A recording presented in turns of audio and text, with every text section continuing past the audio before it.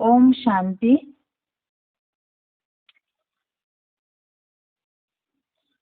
आज के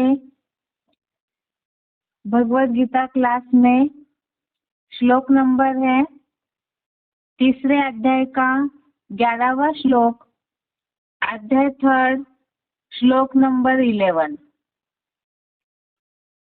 श्लोक है,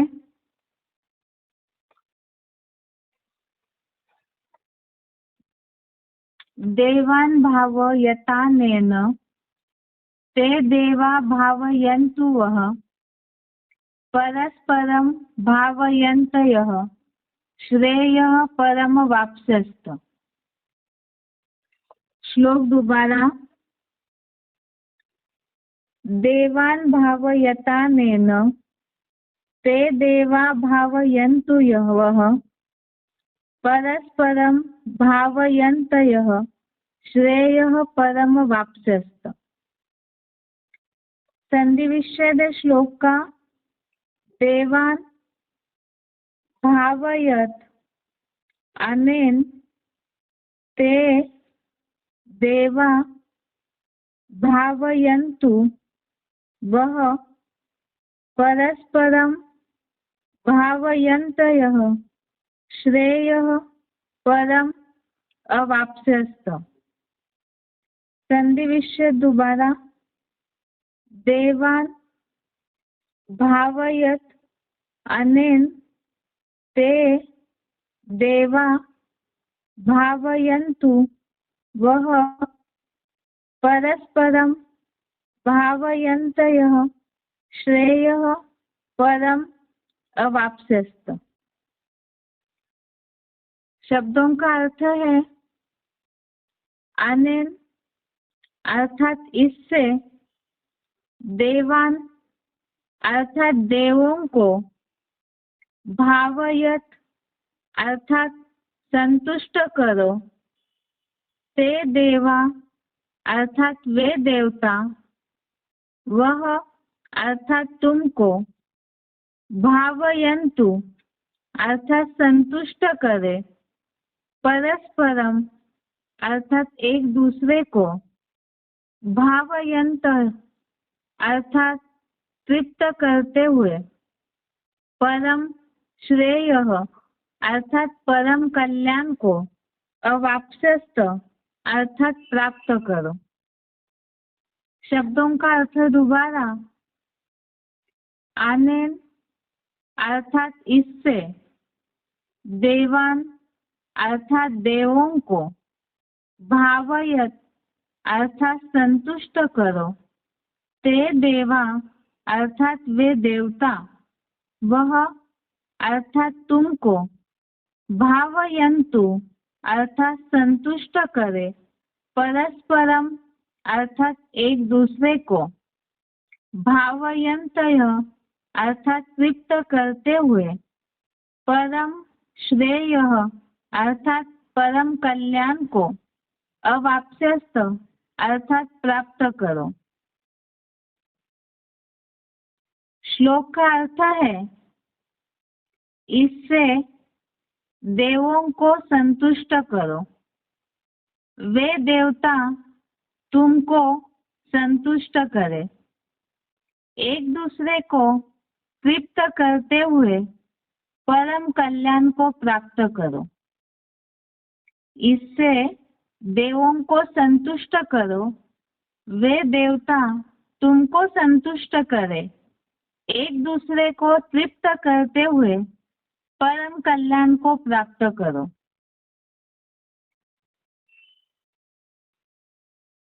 तीसरे अध्याय में जो अभी श्लोक पढ़ रहे हैं हम, इसमें खास तो कर्मों की बात हम समझ रहे हैं, और कर्मों की बात में भी पहले तो भगवान ने अर्जुन को कर्मों का किस लिए आवश्यकता है वो बातें बताई।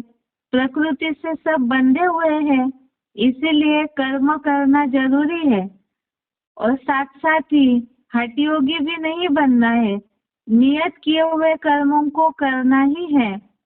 इसमें खास बात बताई, कर्म करते हुए ही सिद्धि को प्राप्त करने के लिए खास बात भगवान ने अर्जुन को बताई कि मन से इंद्रियों को नियमित करके अनासक्त भाव से कर्म करो। इसके साथ साथ ही ये तो बात बताई कि शरीर निर्वाह के लिए कर्म करना तो जरूरी है, ये बात भगवत गीता में बताई है। इसी से संबंधित जहाँ हमने सिलेक्टेड पॉइंट समझे, शिव बाबा की बातें समझी, उसमें शिव बाबा ने खास बात बताई है, कर्म तो करना ही है, शरीर निर्वाह के लिए भी कर्म करना जरूरी है, लेकिन ये तो पुरुषार्थियों के ऊपर है कि वो शरीर निर्वाह के लिए आसुरी कर्म करे, लौकिक दुनिया के धंधे धोरी में ही व्यस्त रहे, या तो फिर ईश्वरीय सेवा का कर्म करे, क्योंकि शरीर निर्वाह ही करना है और साथ में भविष्य तो सब जानते हैं। इस हिसाब से भगवत गीता में तो उसकी भी गारंटी दी हुई है, योगक्षेमम वहाम्यहम्। उस आधार से इस दुनिया के तो सारे जो भी धंधा धोरी है, जो 18वें अध्याय में बताया है, इस दुनिया के जो भी कर्म है वो सभी दोष से ढके हुए हैं, और ईश्वरीय सेवा का जो कर्म है उससे इस जन्मों में भी खुशी की प्राप्ति और साथ साथ ही भविष्य जन्मों के लिए भी प्राप्ति होती है, आत्मा में और रिकॉर्ड नोंद हो जाता है। फिर भी जो ऐसे नहीं कर रहे पा रहे हैं तो उनके लिए बताया है शरीर निर्वाह के लिए कर्म करना है, लेकिन नियम बताया है मुरलियों में 8 घंटा लौकिक जो धंधाधोरी का शरीर निर्वाह का कर्म है और 8 घंटा ईश्वरीय सेवा के लिए देना है, ताकि भविष्य की प्राप्ति भी आत्मा में नोंद हो। अब इसमें भी खास जो तीसरे अध्याय के 9वें श्लोक से हमने श्लोक समझे हैं, इसमें खास ये बातें बताई है, यज्ञ का ही कर्म करना है, क्योंकि यज्ञ के सिवाय दूसरे जो कर्म है और नरक लोक के कर्म बंधन है। और यज्ञ कर्मों की जहाँ बातें समझ रहे हैं, जो नया भगवत गीता का किताब है उसमें हेडिंग सही दिया हुआ है, 9वें से लेके 16वें श्लोक तक, श्लोक नंबर 9 से श्लोक नंबर 16 तक यज्ञ कर्मों की आवश्यकता क्यों है, ये बातें भगवत गीता में समझाई हुई है।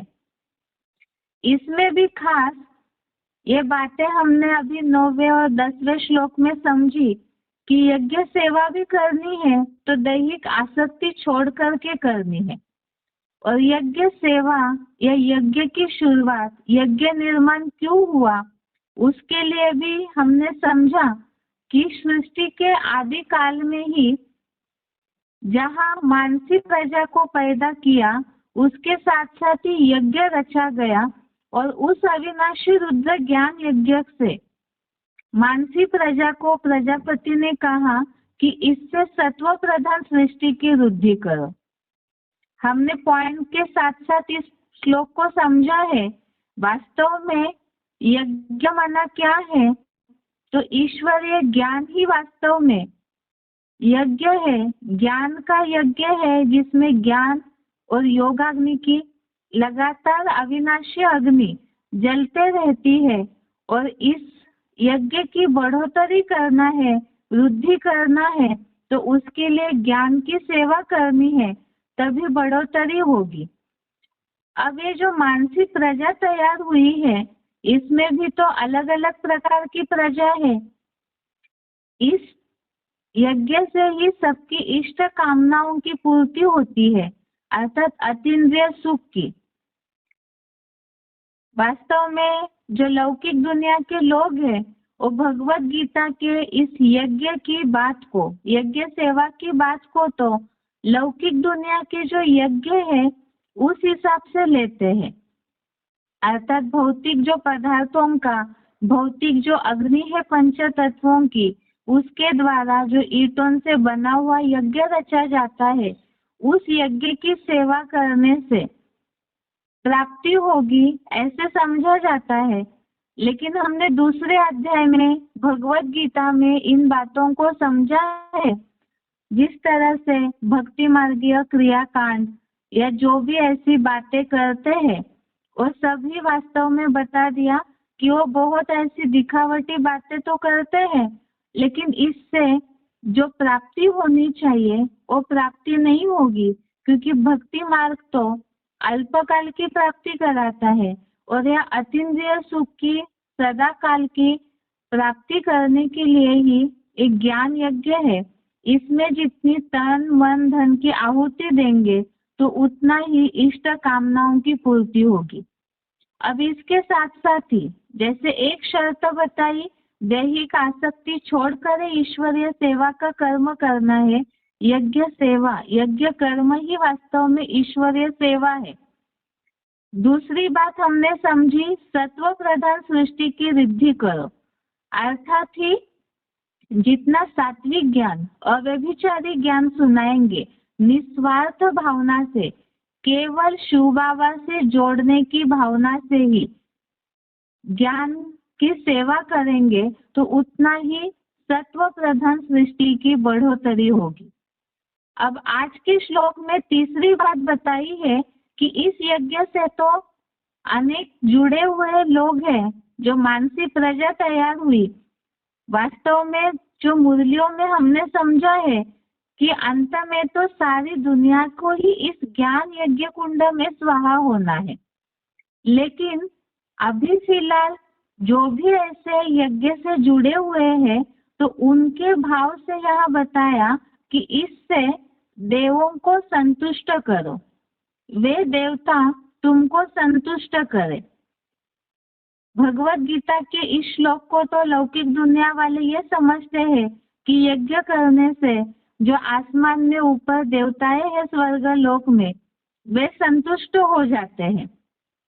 लेकिन भौतिक जो अग्नि से यज्ञ किया जाता है तो वो अग्नि ऊपर कहाँ स्वर्ग तक पहुंचेगी। वास्तव में यहाँ पर देवों को संतुष्ट करो, अर्थात मुरलियों में शिव बाबा ने बोला है जो सतयुग की फर्स्ट जन्म की जनरेशन है वही सतयुग के देवताएं हैं। यहाँ एडवांस कोर्स के आधार से हम इस बात को समझते हैं कि संगम युगी स्वर्ग में जो शरीर वैकुंठ जाते हैं, या जो मुरलियों में शिव बाबा ने बोला है इस नर्क की दुनिया के बीच में ही मैं तुम बच्चों को स्वर्ग का वर्षा देता हूँ, तो ऐसे पुरुषोत्तम संगम युग में संगम युगी स्वर्ग को प्राप्त करने वाली जो आत्माएं हैं उनकी कैटेगरी अलग है। और सतयुग में जो पहले जन्म में देवता जन्म लेने वाले हैं राधा कृष्ण जैसी आत्माएं, अर्थात ही यहाँ संगम युग में हम जिन्हें ब्रह्मा सरस्वती के नाम से जानते हैं, तो कोर्स के आधार से बेसिक के हिसाब से भी सब जानते हैं कि सतयुग के पहले जन्म में राधा कृष्ण के रूप में वो आत्माएं जन्म लेती है। तो उन्होंने भले ही शरीर छोड़ा है, लेकिन सूक्ष्म शरीर से वो आत्माएं अभी भी पुरुषार्थ करते हैं। और वो पुरुषार्थ कैसे करते हैं? तो जो यहाँ शरीर के साथ पुरुषार्थ कर रहे हैं उनमें प्रवेश करके वो आत्माएं पुरुषार्थ करती है, जिसके लिए बोला जाता है इंस्पिरेटिंग पार्टी, अर्थात उमंग उत्साह देने वाली पार्टी। तो ऐसे जो देव हैं उनको संतुष्ट करो, वे देवता तुमको संतुष्ट करे। एक दूसरे को तृप्त करते हुए परम कल्याण को प्राप्त करो। अब यहाँ संतुष्टता की बात आई है। वास्तव में शिव बाबा मुरलियों में बोलते हैं, जो यहाँ क्लैरिफिकेशन में भी बात आई है, एक बार क्लैरिफिकेशन सहित इस बात को पढ़ते हैं जिससे श्लोक का अर्थ समझ में आएगा। इस यज्ञ से 9 कुरी के ब्राह्मण सो पावन शरीरी देवों को संतुष्ट करो, वे देवता तुमको कल्पांत काल में भी सूक्ष्म देह द्वारा इष्ट भोगादि से संतुष्ट करे। ऐसे एक दूसरे को परस्पर सहयोग द्वारा तृप्त करते हुए विष्णु लोकीय परम कल्याण को प्राप्त करो। श्लोक का अर्थ दोबारा देखते हैं। इस यज्ञ से 9 कुरी के ब्राह्मण 100 पावन शरीरी देवों को संतुष्ट करो। वे देवता तुमको कल्पांत काल में भी सूक्ष्म देह द्वारा इष्ट भोगादि से संतुष्ट करें। ऐसे एक दूसरे को परस्पर सहयोग द्वारा तृप्त करते हुए विष्णु लोकीय परम कल्याण को प्राप्त करो। यह विष्णु लोकीय परम कल्याण अर्थात स्वर्ग की बात है। स्वर्ग को ही विष्णु लोक बोला हुआ है, जहाँ सबके स्वभाव संस्कार का मेल होकर के सब आत्मिक स्थिति में टिक जाते हैं और वास्तव में इस दुनिया की परम कल्याण, श्रेष्ठ कल्याण अर्थात सुख शांति की प्राप्ति होना तो स्वर्ग की बात है। इसमें बताया 9 कुरी के ब्राह्मण 100 पावन शरीरी देवों को संतुष्ट करो, अर्थात उसमें भी जो अलग अलग जन्म की आत्माएं हैं। आधार मूर्त दुनिया में 9 कुरी के ब्राह्मण है, उसमें खास तो बताया है कल्पांत काल में भी सूक्ष्म देह द्वारा इष्ट भोगादि से संतुष्ट करे, अर्थात यह सूक्ष्म देह, सूक्ष्म शरीर अर्थात इंस्पिरेटिंग पार्टी, उमंग उत्साह देने वाली पार्टी, तो उनके लिए सहयोग देने की बात कहाँ से आई? मुरलियों में शिव बाबा बोलते हैं तमो प्रधान आत्मा कोई भी सेवा नहीं कर सकती है। यहाँ संगम युग में सत्व प्रधान सृष्टि की वृद्धि तो करना है, लेकिन यहाँ तो कलयुगांत में तो सभी तमो प्रधान है। इसीलिए ही शरीर में बंधे हुए होने के कारण या तो यहाँ 500 करोड़ की दुनिया का संकर रंग लगने के कारण जिस तरह से अवस्था ऊंची उठनी चाहिए, जैसा उमंग उत्साह होना चाहिए सेवा में, वो तो ऊपर नीचे होते रहता है। इसीलिए मुरलियों में भी शिव बाबा ने इस बात को बोला है तमो प्रधान आत्मा सेवा नहीं कर सकती है, तो इंस्पिरेटिंग पार्टी की आत्माएं ही वास्तव में उमंग उत्साह दिला करके सेवा करवाती है। अब यहाँ पर एक दूसरे को सहयोग करना, अर्थात मुरलियों में शिव बाबा ने बोला है जैसे राम वाली आत्मा में ब्रह्मा की सोल प्रवेश करती है तो हनुमान राम को सहयोग करते हैं और श्री राम हनुमान को सहयोग करते हैं। इसी तरह से जो भी नंबरवार ऐसी आत्माएं जुड़ी हुई है, कनेक्टेड है, तो यहाँ है हिम्मत की बात। जितना हम हिम्मत करेंगे उतना इंस्पिरेटिंग पार्टी उमंग उत्साह दिला करके सेवा का कार्य आगे बढ़ाती है। तो यहाँ ही यही बात है देवों को संतुष्ट करने की, अर्थात हिम्मत का कदम बढ़ाते हैं तो सहयोग भी इंस्पिरेटिंग पार्टी के द्वारा मिलेगा। और इसी तरह से जो यज्ञ की बढ़ोतरी होना और खास लक्ष्य है इस यज्ञ के द्वारा स्वर्ग की स्थापना करना। ईश्वरीय ज्ञान जितना ज्यादा फैलेगा इस दुनिया में उतना ही आत्माओं का कल्याण होगा, क्योंकि मुरलियों भगवत गीता में ये बात बोली हुई है, नहीं ज्ञाने न सदृशम पवित्रम इह विद्यते, अर्थात ज्ञान के द्वारा ही वास्तव में जो बोला जाता है रीते ज्ञानान्न मुक्ति, ज्ञान के द्वारा ही सबकी मुक्ति होनी है। इसीलिए ही ऐसे ईश्वरीय ज्ञान की जितनी सात्विक सेवा करेंगे तो उतना ही यज्ञ की बढ़ोतरी होगी और एक दूसरे को जितना सहयोग करेंगे, क्योंकि सहयोग के बिना जो बोलते हैं बेसिक में भी शिव बाबा भी बोलते हैं सहयोग के द्वारा ही इस सृष्टि पर सुखमय संसार बनेगा, तो उस हिसाब से ही ये विष्णु लोकीय परम कल्याण की प्राप्ति भी उसी आधार से होगी। इसके साथ साथ ही यहाँ तो खास बात बताई है इंस्पिरेटिंग पार्टी के हिसाब से कि उन देवों को संतुष्ट करो, वे देवता तुमको संतुष्ट करे। ये बात इस श्लोक के भावार्थ में खास बताई और साथ साथ ही मुरलियों के हिसाब से भी अगर हम समझे तो मुरलियों में शिव बाबा बोलते हैं कि ब्राह्मणों को भी जो जितना योगी होगा वो उतना सहयोगी भी होगा। अर्थात यहाँ पुरुषोत्तम संगम युग में पुरुषार्थी जीवन में भी ईश्वरीय सेवा के कार्य में जितना हम यहाँ पुरुषार्थी शरीर में जो भी सेवा के साथी है उनको जितना यहाँ सहयोग देंगे हर ईश्वरीय सेवा के कार्य में, तो उतना ही कल्याण आत्मा में नून होते जाता है। जैसे कि खास बात तो है, मुरलियों में शिव बाबा बोलते हैं कि रुद्रमाला के जो मनके हैं वो आपस में मजबूरी से मिले हुए हैं। अब इस बात को समझ करके ऐसे सोचते हैं बाबा ने तो मुरली में ऐसे ही बोला है, तो इसीलिए संस्कार मिलाने की कोशिश ही नहीं करेंगे। तो शिव बाबा के ईश्वरीय कार्य में जिस तरह से हमें स्वर्ग स्थापना में मददगार बनना है तो वैसे हम मददगार नहीं बन पाएंगे, और कल्याण को जो प्राप्त होना है तो उसमें भी कहीं ना कहीं कमती आ जाएगी, कटौती होती जाएगी। इसीलिए पुरुषार्थी जीवन में भी जो है तो सभी का लक्ष्य यहाँ पुरुषार्थ में देवता बनने का, तो देवता बनने के लक्ष्य में जितना हम एक दूसरे को ईश्वरीय सेवा में सहयोग देंगे, सहयोग देना अर्थात यह तृप्त करना हुआ, और उसी के आधार से परम कल्याण की भी प्राप्ति होगी। यह आज के श्लोक का अर्थ है। इसे उच्चारण के साथ एक बार सुनते हैं, इसके साथ कुछ पॉइंट्स है और सिलेक्टेड क्लिप है, उसे भी सुनेंगे।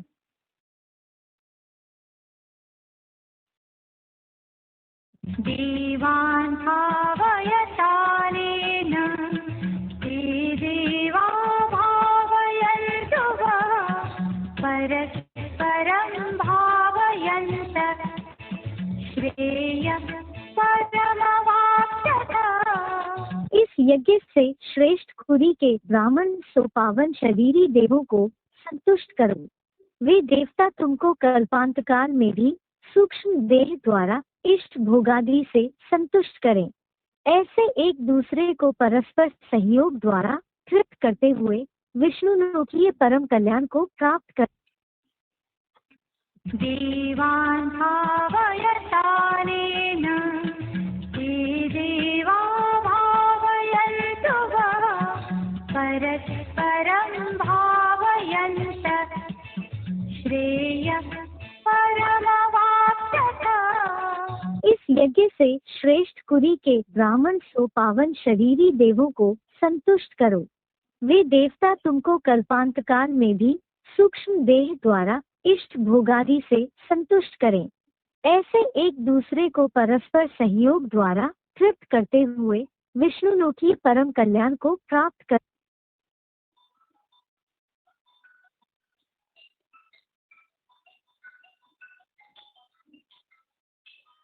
आगे इस श्लोक से रिलेटेड पॉइंट्स है।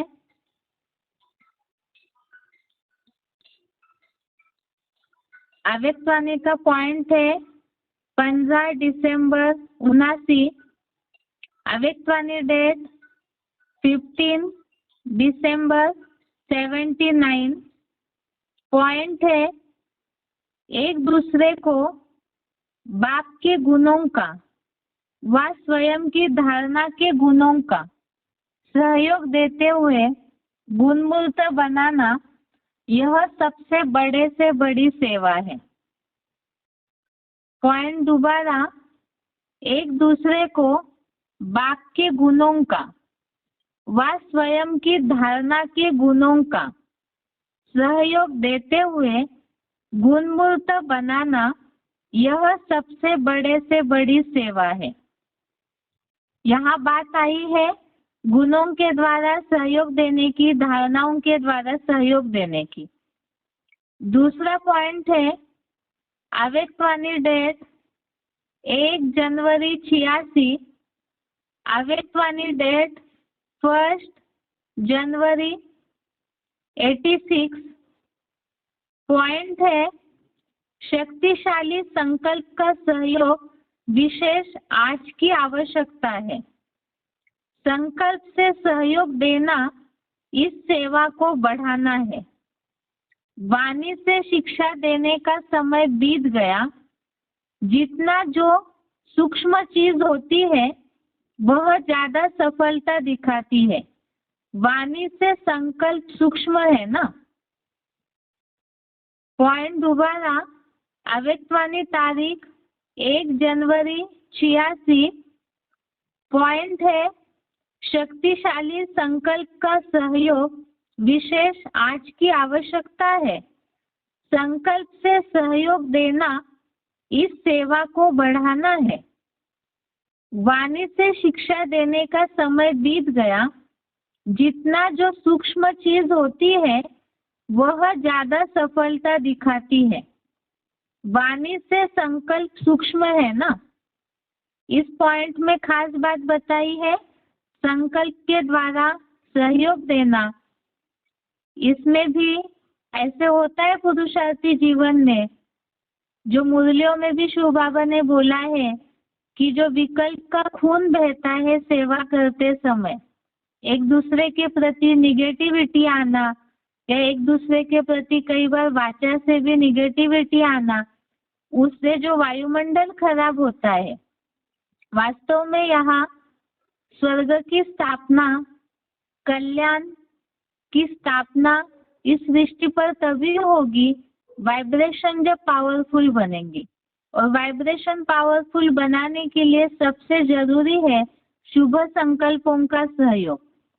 इस पॉइंट में भी यही बात बताई है कि शक्तिशाली संकल्प का सहयोग आज की आवश्यकता है। और इसके साथ साथ सूक्ष्म संकल्प का सहयोग जो है वो ज्यादा सफलता दिखाता है। और ये तो हम जानते हैं कि बेसिक फाउंडेशन ही पुरुषार्थी जीवन का है मन की स्थिरता। और उसी के आधार से जितना सहयोगी बनेंगे तो उतना ही परम कल्याण की अवस्था को भी प्राप्त करेंगे। तीसरा पॉइंट है बाप दादा सहयोगी बच्चों को सदा ही साथ देखते हैं। सहयोगी बच्चों को सदा ही सहयोग प्राप्त होता है। श्लोक में जो बात आई है एक दूसरे को परस्पर सहयोग द्वारा तृप्त करते हुए, जैसे मुरलियों में शिव बाबा ये बात बोलते हैं कि अगर हम हिम्मत करते हैं, हिम्मत का एक कदम बढ़ाना यही शिव बाबा के कार्य में सबसे पहला सहयोग है। और जब बच्चे हिम्मत का कदम बढ़ाते हैं ईश्वरीय सेवा में तो उन्हें बाप दादा द्वारा भी उतना ही उमंग उत्साह का भी और साथ में ही सहयोग भी प्राप्त हो जाता है। इस पॉइंट में भी यही बात बताई है। अव्यक्तवाणी की तारीख है 18 जनवरी 84। बाप दादा सहयोगी बच्चों को सदा ही साथ देखते हैं। सहयोगी बच्चों को सदा ही सहयोग प्राप्त होता है। तो जितना शिव बाबा के कार्य में सहयोग देंगे, यहाँ तो बाप दादा की बात आई है, अर्थात दादा तो कई मुरलियों में इंस्पर्टिंग पार्टी के हिसाब से भी बोला जाता है ब्रह्मा बाबा के लिए। तो यहाँ यज्ञ सेवा के कार्य में जितना सहयोग देंगे तो उतना ही शिव बाबा से भी बाप दादा से भी सहयोग प्राप्त होता है। और जितना सहयोग प्राप्त होगा, जितना हम जो शर्तें बताई है ईश्वरीय सेवा की, पहली तो दैहिक आसक्ति छोड़ना, दूसरा सत्व प्रधान सृष्टि की वृद्धि करना, और तीसरी बात बताई यज्ञ सेवा के कर्मों के लिए आपस में परस्पर सहयोग द्वारा एक दूसरे को संतुष्ट करो। यहाँ इंस्पिरेटिंग पार्टी की भी बात है, जो पहले जनरेशन के देवताएं हैं उन्हें भी संतुष्ट करने की बात आई। और उसके साथ साथ मुरलियों में तो हम सुनते हैं कि ब्राह्मण परिवार में भी आपस में जितना सहयोग देंगे, एक दूसरे को जितना संतुष्ट रखेंगे, आत्मिक स्थिति के द्वारा, शुभ भावना, शुभ कामनाओं के द्वारा, श्रेष्ठ संकल्पों के द्वारा, तो उतना ही जो खास इस यज्ञ सेवा से, ज्ञान यज्ञ से प्राप्ति होती है, अतीन्द्रिय सुख की या परम कल्याण की, तो वो प्राप्ति की अनुभूति होगी। इसके आगे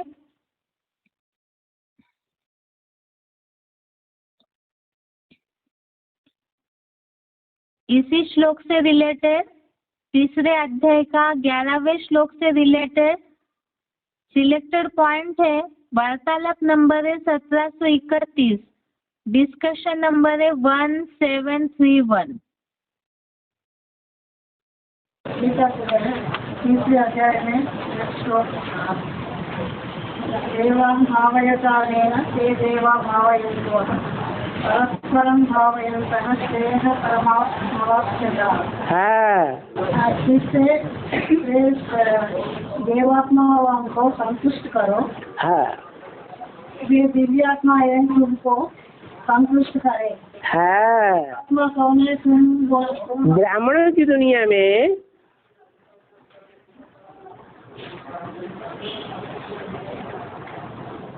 भगवान के बच्चे भगवान भगवती बनने वाले भी हैं। ये है सबसे ऊंची कैटेगरी संगम युग में बनने वालों की। और वो जो भगवान भगवती बनते हैं उनके बच्चे राधा कृष्ण। देवताई दुनिया का पहला प्रिंस और फिर दूसरे देवता भी 16 कला संपूर्ण। वो देवताएं और ये संगम युग में भगवान भगवती।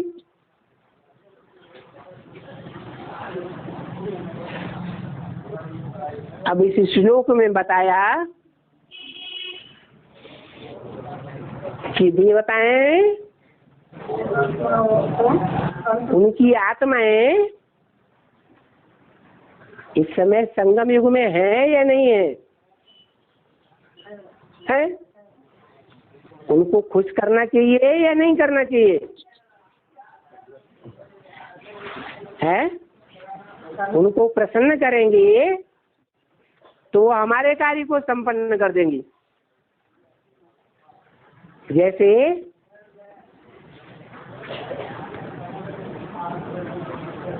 रामायण के अनुसार राम वाली आत्मा हनुमान को प्रसन्न करती है या नहीं करती है? और हनुमान राम को प्रसन्न करता है। तुम मेरा काम करो तो मैं तुम्हारा काम करूंगा।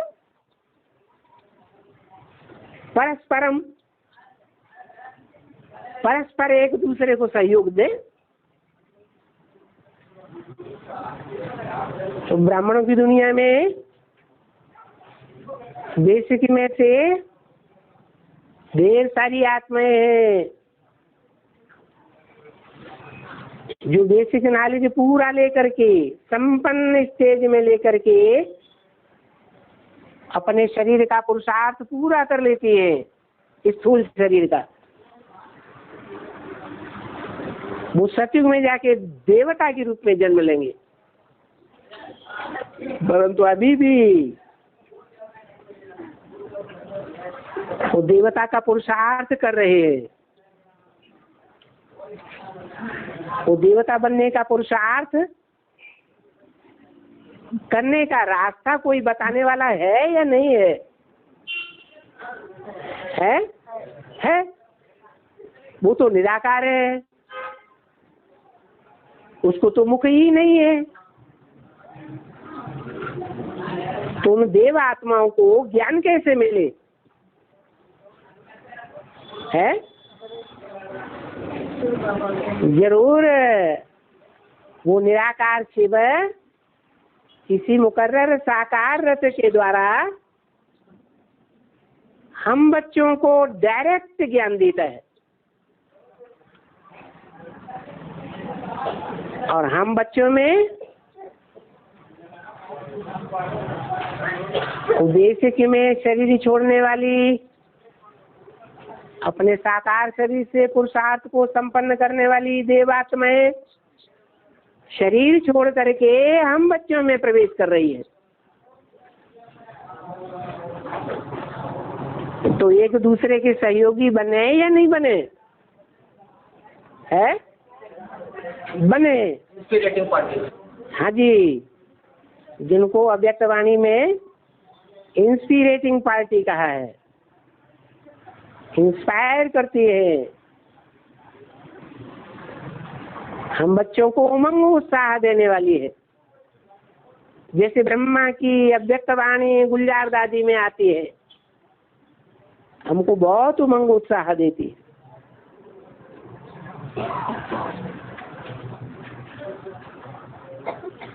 हमारी है प्लानिंग पार्टी।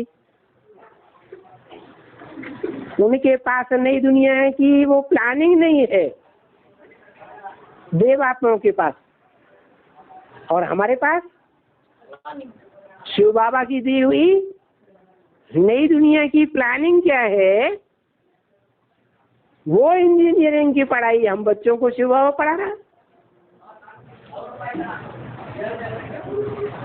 उमंग उत्साह देने की जो शक्ति है उन सूक्ष्म शरीरधारियों के पास है। तो दोनों एक दूसरे को सहयोग देते हुए आगे बढ़ते रहे।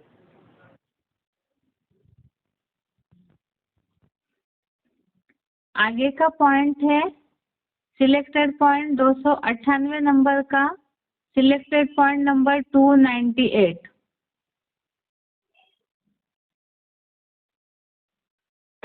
अभी करना ही है, कुछ भी हो जाए, ये हिम्मत रखो, दृढ़ संकल्प रखो। अगर मानो कभी बद्दुआ का प्रभाव पड़ भी जाए तो 10 गुना दुआएं ज्यादा दे करके उसको खत्म कर दो। एक बद्दुआ के प्रभाव को 10 गुना दुआएं दे के उसको हल्का कर देना, फिर आपके अंदर हिम्मत आ जाएगी। नुकसान तो अपने को होता है ना, दूसरा तो बद्दुआ दे के चला गया, लेकिन जिसने बद्दुआ संभाली दुखी कौन होता है? देने वाला देता है या लेने वाला? देने वाला भी होता है। बद्दुआ देने वाला भी फिर बाद में आपके वाइब्रेशन से दुखी हो जाएगा, क्योंकि लेने वाला ज्यादा होता है, लेने वाला तो अनबेला होता है।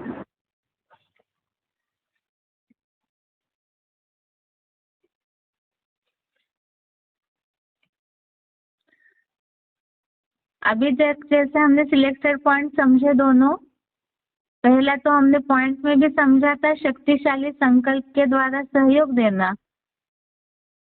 यहाँ खास बात पॉइंट में अभी के बताइए दुआएं देने की बात। तो दुआएं देना अर्थात संकल्प के द्वारा सहयोग देना, जिससे कि यज्ञ सेवा में कोई विघ्न निर्माण न हो। और पहला जो श्लोक से रिलेटेड पॉइंट था उसमें तो हमने समझा है इंस्पिरेटिंग पार्टी के हिसाब से खास बताया है सहयोग देने की बात, उनको संतुष्ट करने की बात। आगे का सिलेक्टेड पॉइंट है 1255 नंबर का, सिलेक्टेड पॉइंट नंबर 1255। सभी को जब भी मिलो, जिससे भी मिलो, चाहे आपस में मिलो चाहे बाहर की आत्माओं से मिलो, लेकिन जब भी मिलो जिससे भी मिलो उनको संतुष्टता का सहयोग दो। क्या उन आत्माओं को ये भासना है कि इनके मिलने के बाद हमें संतोष आ गया। ये कब होगा? है? जो खुद संतुष्ट मणि होगा वो दूसरों को भी संतोष दे सकेगा।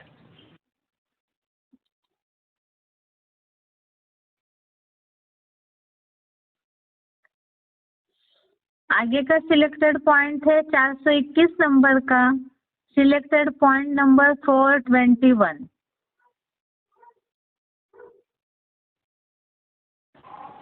सहयोग दे तो सहयोगी बने, ऐसे नहीं होना चाहिए। कोई सहयोग दे या न दे, सब सहयोगी बन करके रहेंगे। सहयोग, स्नेह और प्यार ये मांगने की चीजें नहीं होती है। जो स्नेह देता है, प्यार देता है, सहयोग देता है, ये नियम बना हुआ है। जो देता है सो लेता है। इस जन्म में भी लेता है और संगम युग में नूद होती है तो जन्म जन्मांतर भी लेता है।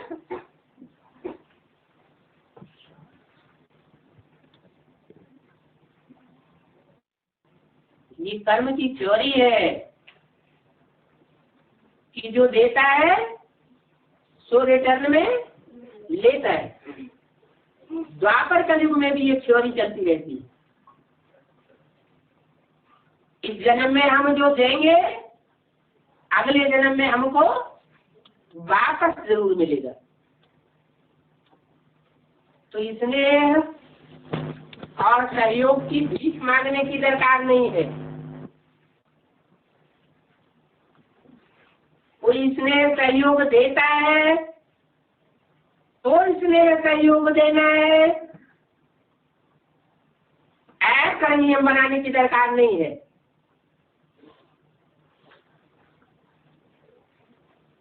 ये कमजोर आत्माओं का काम है। पावरफुल आत्माओं का काम है कोई सहयोग दे या न दे, प्यार दे या न दे, हमें देना है। इसने दे तो उसने ही बने नहीं।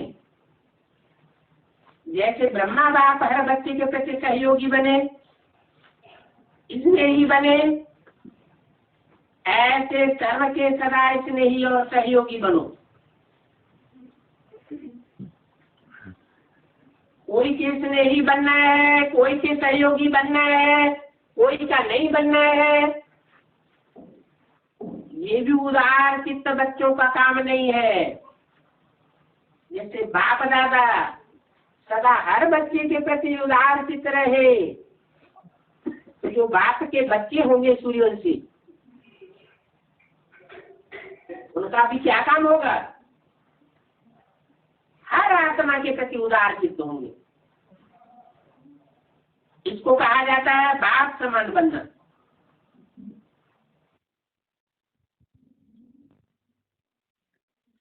अभी के पॉइंट में खास बात बताई है सहयोग देने की। सहयोग तो मांगने की चीज नहीं है, लेकिन फिर भी यहाँ जितना सहयोगी बनेंगे तो उतना ही जन्म जन्मांतर भी सहयोग प्राप्त होगा। इस तरह से आज का श्लोक हो गया। अभी आगे बेसिक कोर्स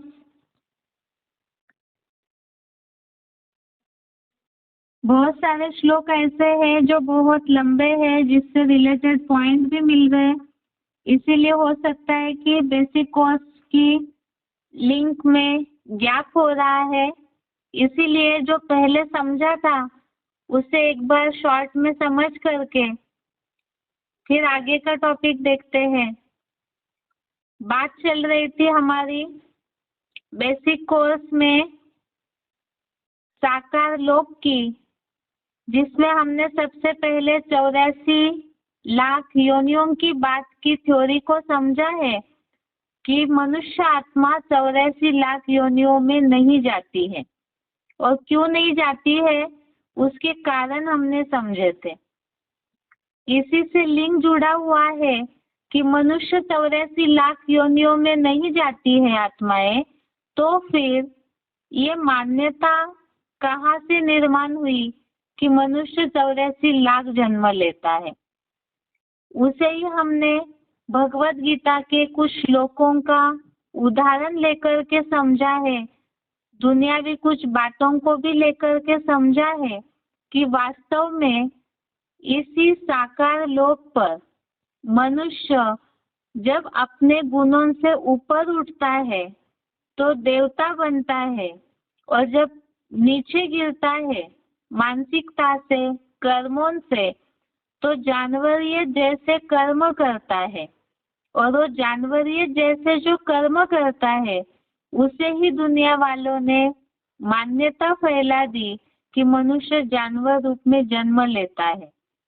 और भगवत गीता में उसी बात को आसुरी योनि, मूढ़ा जन्मनी जन्मनी या राक्षस योनि के रूप में उल्लेख किया हुआ है। इन बातों को हमने समझा है कि मनुष्य देवता से असुर क्यों बनता है और फिर मनुष्य से देवता कैसे बन सकता है। नीचे गिरा हुआ है, असुर बने हैं, तो ऊपर उठने का रास्ता क्या है, इनकी सारी बातों को हमें कोर्स में भी समझना है। अभी तक हमने इस बात को सिद्ध किया, बेसिक कोर्स में इस बात को श्लोक के आधार से समझा कि देवताओं के लक्षण क्या है और असुरों के लक्षण क्या है। उसी आधार से ही वास्तव में इसी दुनिया में मनुष्यों के जो कर्म दिखने में आ रहे, शरीर तो मनुष्यों का है लेकिन विचारधारा जो उनकी जानवरीय जैसी आसुरी स्वभाव वाली है, तो वास्तव में इसी सृष्टि पर ही देवता और असुर अपने गुण कर्मों के आधार से होते हैं। इसी प्रकार से इसी सृष्टि पर ही इस प्रकार वास्तव में साइंस की थ्योरी के आधार से भी हमने समझा कि देवता लोग कोई ऊपर नहीं है, क्योंकि ऊपर कहीं भी अन्य ग्रहों पर मनुष्य जीवन संभव ही नहीं है। इसे हमने साइंस की थ्योरी के आधार से समझा है। और साथ में ही भगवत गीता में भी इस बात को निर्मल लोक या सतोगुणी लोक की जो उल्लेख आया है, तो वास्तव में वो गुण और कर्मों के आधार की ही बात है। अब इसी से रिलेटेड हमने बेसिक कोर्स में जो लास्ट में समझा है, उन कुछ पॉइंट्स को समझते हैं, पहले पढ़ते हैं, जिससे कि लिंक समझ में आएगी कि अभी हमें समझना क्या है। साकार लोक में जैसे 84 लाख योनियों की बात कट हो गई, अर्थात ये मान्यता गलत है, इसे हमने जिज्ञासुओं को क्लियर किया, क्योंकि जब तक पहली मान्यताएं जिज्ञासुओं के मन से क्लियर नहीं होती है, तब तक अगर हम आगे समझाएंगे भी तो भी उनकी पुरानी मान्यता और आगे की हमने शिव बाबा ने समझाई हुई बातें दोनों मिक्स होकर के हो सकता है जिज्ञासु और कंफ्यूज हो जाए। इसीलिए इस श्लोकों के आधार से जो भी 84 लाख योनियों की बातें क्लियर की है, तो जरूर उन्हें टटोल के देखिए कि क्या वो इन बातों को मान रहे हैं या नहीं मान रहे, क्योंकि जब तक उस बात को क्लियर नहीं करते, 84 लाख योनियों की जो बात है कई लोग बुद्धि में बहुत फिक्स करके रखते हैं, जब तक इस बात को नहीं हटाते हैं तब तक आगे का जो सृष्टि चक्र का नॉलेज है, जिसमें कि ये सारी बातें आती है, सृष्टि चक्र के बारे में भी ये बातें मनुष्यों के बुद्धि में है कि लाखों का ये युग लाखों का है, हजारों वर्ष का है, बहुत लंबा समय भी विनाश के लिए पड़ा हुआ है, बहुत सारी ऐसी मान्यताएं हैं। ये तभी क्लियर होगी जब पहले मनुष्यों के जन्मों की बात क्लियर हो जाएगी। अभी तक हमने जो समझा है उसका सार एक बार देखते हैं, उसके बाद सृष्टि चक्र के बारे में क्या मान्यताएं हैं उसे समझते हैं। मनुष्य देवता से असुर क्यों बनता है? पहली बात, अभी तक जो हमने देवताओं के लक्षण देखे, असुरों के लक्षण देखे भगवत गीता के श्लोक के आधार से, उससे यह सिद्ध होता है जैसे देवताई लक्षणों में बहुत सी बातें आई, तेजस्विता, क्षमा और भी ऐसी नम्र चित्तपना, ऐसे बहुत से लक्षण देवताओं के आए। और आसुरों के जो लक्षण है उसमें बल, घमंड, अनेक विचारों में भटके हुए, ऐसे बहुत से लक्षण बताए हुए हैं। तो इन दोनों अंतरों से जो श्लोकों में हमने अलग अलग लक्षण समझे हैं, उस आधार से सत्व गुण वाले ऊपर जाते हैं सत्य योनि को पाते हैं, अर्थात ही मनुष्य ही ऊंचा उठ करके देवता बनता है। दूसरी बात, जो आसुरों के लक्षण समझे हमने, उस आधार से तमोगुण वाले नीचे अधम गति में जाते हैं, असत योनि को पाते हैं, अर्थात ही मनुष्य से असुर बन जाते हैं। जहाँ सत और असत योनियों की बात आई, भगवत गीता में कहीं भी जानवरियत का उल्लेख नहीं आया है। देवता और असुरों की बातों के लिए ही, उन्हीं बातों को समझाने के लिए ही सत और असत योनि का उल्लेख हमने श्लोकों में समझा है। अगली बात, इन सत और असत योनियों की बातों से ये बात सिद्ध होती है कि मनुष्य ही सत्वगुणी थे, तब देवता थे, और इसी दुनिया को ही स्वर्ग कहा है, जिसमें हमने श्लोक में निर्मल लोक की बात या सत्वगुणी लोक की जो बात का उल्लेख आया था, उसे समझा था। इस आधार से ही यहाँ इसी दुनिया में ही स्वर्ग होता है। जो बताया निर्मल लोक ऊपर है और सत्वगुणी लोक की बात आई, तो उन श्लोक के रेफरेंस में ये बात सिद्ध हुई थी कि वास्तव में यहाँ ही जो सत्वगुणी धारण करते हैं सत्व गुण को, तो देवता कहलाते हैं। और वही मनुष्य जब तमोगुणी बन जाते हैं, तो ये दुनिया ही, ये धरती ही असुर लोक बन जाती है। जो साइंस के आधार से भी हमने समझा था कि धरती के नीचे वास्तव में ऐसे कोई पाताल लोक नहीं है। यहाँ मनुष्यों की बुद्धि देह की मिट्टी में इतनी रममान हो जाती है कि उसमें ही जानवरियत जैसे संस्कार आकर के वो आसुरी कर्म करने लगते हैं, जिसे बहुत सारे लोग दुनिया में राक्षसी कर्म कहते हैं, नराधम जैसे कर्म किए कहते हैं, या जानवरों जैसे हिंसक के कहते हैं। तो ये दुनिया वालों ने ही ये मान्यता फैलाई है। इसीलिए ही मनुष्य जो भी कर्म करते हैं, नर जो भी कर्म करते हैं, आसुरी पने का नीचे गिरा हुआ, तो नरक कहलाती है दुनिया। अभी हम देवता जैसे कब थे और असुर जैसे कब बने, लक्षण तो हमने समझ लिए कि नीचे गिरते हैं तमोगुणी बनते हैं तो असुर है, और ऊपर उठते हैं तो देवता बनते हैं।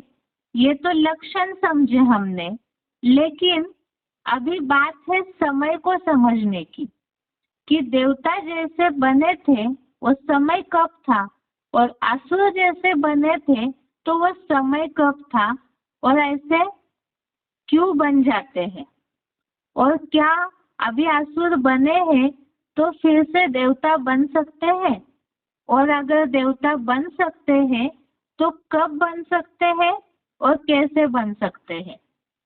इन बातों को समझने के लिए ही ये सृष्टि चक्र, जिसे दुनियावी लोग काल चक्र कहते हैं, जिसे हमने पहले ही, जहाँ साकार लोक की बात आई, मनुष्य लोक की बात आई, वहाँ एक उल्लेख आया था। शेक्सपियर ने भी इस बात को बोला है, ये सृष्टि एक नाट्य मंच है, रंगमंच है। अब यहाँ इस नाट्य मंच पर, इस रंगमंच पर जितनी भी मनुष्य आत्माएं हैं जो अलग अलग पार्ट बजाती है, एक्टर्स है, अलग अलग अपने पार्ट की एक्टिंग करते हैं, तो उन पात्रधारों का, उन एक्टर्स का, वो कर्मों का राज क्या है, उन पात्रों का राज क्या है, और वो जो अलग अलग सीन में पार्ट बजाते हैं इस धरती पर, इस लोक पर, साकार लोक पर, तो वो कैसे कैसे जन्म लेते हैं, इन बातों को समझने के लिए ही हमें सृष्टि चक्र को समझाना जरूरी है। हो सकता है जिन्हें एडवांस कोर्स या बेसिक कोर्स समझाने की अच्छी प्रैक्टिस है, सभी अलग अलग लिंक से समझाते हैं। यहाँ बात केवल ये है कि भगवत गीता के आधार से जहाँ जहाँ हमें जिन जिन मान्यताओं को क्लियर करना है उस हिसाब से यहाँ ही 3 लोक के चित्र में ही सृष्टि चक्र को संक्षेप में बताने से, एक तो जहाँ 84 लाख योनियों की बात आई तो उसी से रिलेटेड ही मनुष्यों के जन्मों की भी बात है, और जहाँ मनुष्यों के जन्म जुड़े हुए हैं वहाँ सृष्टि चक्र का समय भी जुड़ा हुआ है। ये सारी आपस में कनेक्टेड बातें हैं, इसीलिए ही यहाँ पर ही सृष्टि चक्र का संक्षेप में समझाने दी जा रही है। अभी खास बात इस 3 लोक के चित्र में समझने की है कि साकार लोक में ही, इस पृथ्वी लोक में ही सृष्टि का चक्र चलता है, काल चक्र चलता है। अब ये सृष्टि चक्र या काल चक्र जो है इसकी आयु के बारे में हम समझते हैं। तो अगला टॉपिक है इस चित्र में समझने का कि सृष्टि की आयु लाखों वर्ष है क्या। इस बात को हमें खास क्लियर करना है जिज्ञासुओं को। जहाँ हमने 84 लाख योनियों की बात को क्लियर किया, वहाँ अभी हमें क्लियर करना है कि क्या ये सृष्टि की आयु लाखों वर्ष है। अब इसे समझने के लिए ही आगे के कुछ पॉइंट्स को पहले हम पढ़ते हैं, उसके बाद उसे समझेंगे। पहली बात है, सृष्टि की आयु लाखों वर्ष है क्या। इस बात में पहली बात समझने की है, काल चक्र व नाटक के राज में पहली मुख्य बात है इसका आयु व ड्यूरेशन कितना है। सृष्टि की आयु जो है इसमें खास बात सृष्टि की आयु, इसका जो ड्यूरेशन है, लंबाई है, जो समय है, ये कितना है, इस बात को पहले हमें समझना है। इसमें पहली बात, गीता के श्लोकों में आए हुए योनियों के आधार से ये बात तो सिद्ध हो गई कि मनुष्य आत्मा अन्य कोई पशु व पक्षी की योनि में जन्म नहीं लेती है। अभी तक हमने इस बात को क्लियर समझा कि मनुष्य आत्मा कोई भी पशु पंछी की योनि में अर्थात 84 लाख योनियों में जन्म नहीं लेती है, जिसे हमने लौकिक दुनिया के उदाहरणों के साथ भी क्लियर किया कि पापों का दंड भोगने के लिए मनुष्य ही इतने दुखी है तो अलग योनियों में जाने की आवश्यकता नहीं है। साथ में ही जहाँ राक्षस योनि की, आसुरी योनि की बात आई तो उससे भी ये बात सिद्ध हो गई कि मनुष्य जो है वही यहाँ अपने गुण कर्मों के आधार से जानवरीय जैसा आसुरी पने वाला जन्म लेता है, तो अलग से वो पशु पंछी योनियों में जन्म क्यों लेगा। अगली बात है, जब मनुष्य आत्मा अन्य दूसरे योनि में जन्म नहीं लेती है तो 84 लाख योनियों में जन्म लेने की बात ही गलत सिद्ध हो जाती है।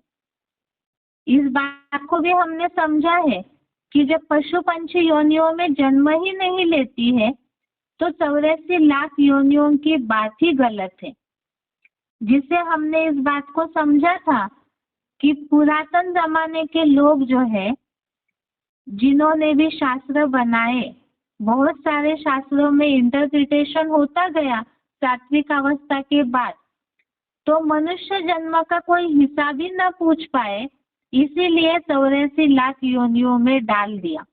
वास्तव में इस बात को हमने समझा है कि इतने लाखों जन्म लेने की मनुष्य को आवश्यकता ही नहीं है, और पशु पंछी योनि की बात भी गलत सिद्ध हो गई।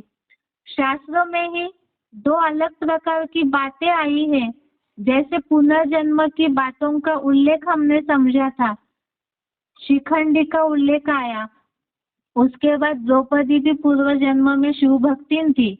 एक तरफ पूर्व जन्म शास्त्रों में मनुष्य के रूप में दिखाया है और दूसरी तरफ 84 लाख योनियों की बात को बोल के जानवर योनियों की बात, इस तरह से परस्पर विरोधी बातें शास्त्रों में बताई है। तो इससे ही हमने जिज्ञासुओं को क्लियर किया कि वास्तव में 84 लाख योनियों में नहीं आते हैं। अगली बात है 84 लाख योनियों में जन्मत की मान्यता के कारण ही मनुष्य आत्मा के लाखों जन्म बताए गए हैं, जिसके कारण ही सृष्टि की आयु भी लाखों वर्ष बताई गई। 84 लाख योनियों की बात या 84 लाख जन्मों की जो मान्यता शास्त्रों में फैलाई गई है, उस बात को सिद्ध करने के लिए ही सृष्टि की आयु को भी लाखों वर्ष बता दिया। क्योंकि अगर 84 लाख जन्मों में कोई मनुष्य घूमता है आत्मा, तो फिर सृष्टि की आयु भी उतनी होनी चाहिए। ऐसा कैलकुलेशन सेट करके भी कई शास्त्रकारों ने सृष्टि की आयु को लाखों वर्ष बता दिया। अगली बात, इसे तो हम आगे क्लियर करेंगे, यहाँ केवल सृष्टि की आयु लाखों वर्ष है क्या, उससे रिलेटेड कुछ पॉइंट को हम समझ रहे हैं कि 84 लाख योनियों की बात को सही सिद्ध करने के लिए ही कई शास्त्रकारों ने, कई मनुष्यों ने सृष्टि की आयु को भी लाखों वर्ष बता दिया। अब जब हमने 84 लाख योनियों की बात को क्लियर किया कि 84 लाख योनियों की बात या 84 लाख जन्म लेने की जो मान्यता है वही गलत सिद्ध हो गई है शास्त्रों की, तो फिर 84 लाख जन्म या सृष्टि की आयु लाखों वर्ष होने की जो मान्यता है वो कैसे सच हो सकती है। इसका मतलब जब 84 लाख योनियां ही नहीं है, क्योंकि 84 जन्म होते हैं केवल मनुष्यों के, और फिर जब 84 केवल जन्म होते हैं तो फिर ये लाखों वर्ष की जो बात आई, चाहे लाखों जन्म चाहे लाखों वर्ष सृष्टि की आयु, तो ये मान्यता भी वास्तव में कैसे सच हो सकती है। जब वो सच नहीं है तो फिर ये जो बातें आई है सृष्टि की आयु लाखों वर्ष की है, तो इसका और क्या कारण हो सकता है, शास्त्रकारों ने इस तरह की मान्यता क्यों फैलाई है, तो उसे भी हम समझेंगे, जिसमें बहुत सारे शास्त्रकारों ने दिव्य वर्ष की बातें बताई या एक युग की आयु को दूसरे युग से गुना करके लाखों वर्ष जोड़ करके बता दिया। तो ये बातें क्या है, इसे हम कल के कोर्स में समझते हैं। आज के लिए यहाँ तक ही। ओम शांति।